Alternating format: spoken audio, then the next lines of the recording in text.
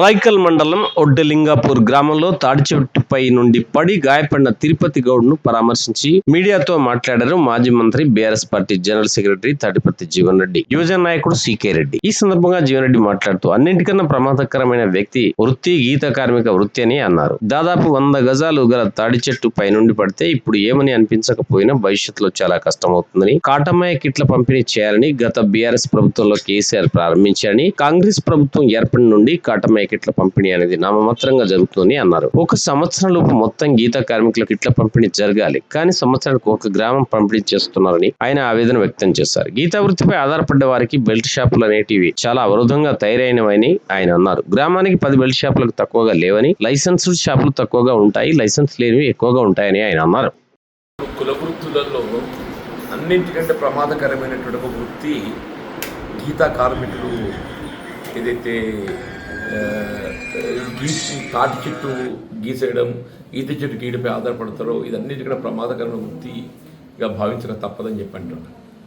అంటే వాస్తవంగా తాటి చెట్టు ఎత్తేది ఎత్తుందో ఒక్కొక్కటి 200 ఫీట్ల పైన ఉంటుంది, 100 గజాలు ఉంటుంది. అది దానిపై జారి పడిన తర్వాత భవిష్యత్తులో మనం ఇప్పుడు తాత్కాలికంగా ఏమనిపించకపోవచ్చు, కానీ భవిష్యత్తులో ఏదైతుందో మన వృత్తికి కొనసాగడం అనేది ఇబ్బందికరం. ఇలా గీత వృత్తిపై ఆధారపడ్డటువంటి మద్య విక్రయాలు క్రమేపీ తగ్గింపు చేయాలి.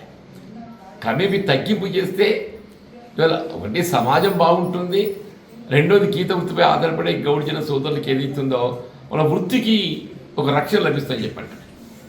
వాళ్ళ మిత్రులు తిరుపతి ఏదైతుందో ఆ చెట్టు మీద జారిపడ్డా వాళ్ళకి సర్టిఫికేట్ ఇవ్వండి, ఒక డాక్టర్ సర్టిఫికేట్ ఇవ్వండి.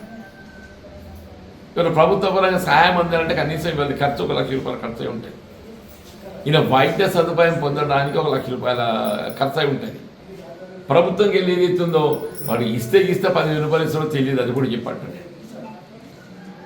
ఇస్తే 10,000 ఇస్తాడు కావచ్చు తెలియదు నాకు. ఇవాళ చెట్టు మీదకి వెళ్ళి జారి పడ్డాడు అంటే కనీసం 1 లక్ష రూపాయలు ఖర్చు వస్తుంది కనీసం. కాబట్టి అది తాత్కాలికంగా అయినా కానీ 1 లక్ష రూపాయలు ఇవ్వాలి.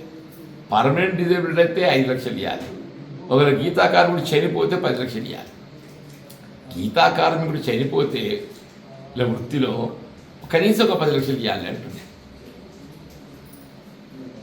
శాశ్వత అంగవైకల్యం అయితే 5 లక్షలు ఇవ్వాలి, తాత్కాలికమైతే 1 లక్ష రూపాయలు ఇవ్వాలి. అటువంటి ఏ కార్యక్రమం లేదు, పేరుకు మాత్రం ఏదైతుందో మేము సహకరిస్తున్నాం, సాయం చేస్తాం అని చెప్పడానికి పరిమితం తప్ప వాడు డాక్టర్ సర్టిఫికేట్ ఇవ్వడు. వాడు డాక్టర్ సర్టిఫికేట్ ఇచ్చినా కానీ ఏదైతుందో ప్రభుత్వం కలిగిన మంచిది కాదు. ఏదైనా ఇక్కడ మన అదృష్టం అన్నా వాడు ఏమి ఇచ్చినా ఏ పని ఏదైతుందో నువ్వు నీ భార్య పిల్లల అదృష్టం మంచిది ఇక్కడికి దాని